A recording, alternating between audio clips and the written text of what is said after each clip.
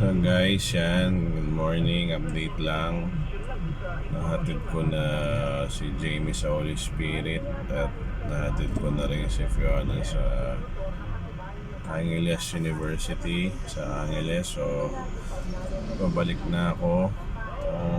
Actually okay naman ang biyahe, pero dito sa Tarlac yan, sobrang traffic dito sa may bandang Paraiso. Ang boundary ito ng San Rafael tsaka San Miguel na.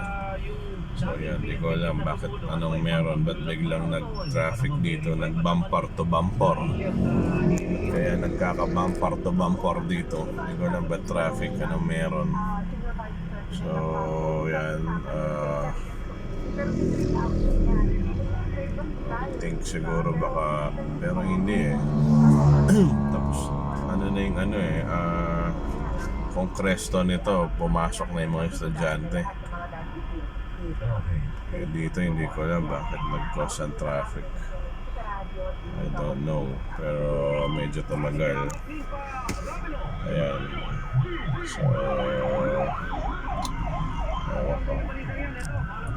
Monday na Monday, it's traffic. Wala tayong magagawa. Traffic talaga.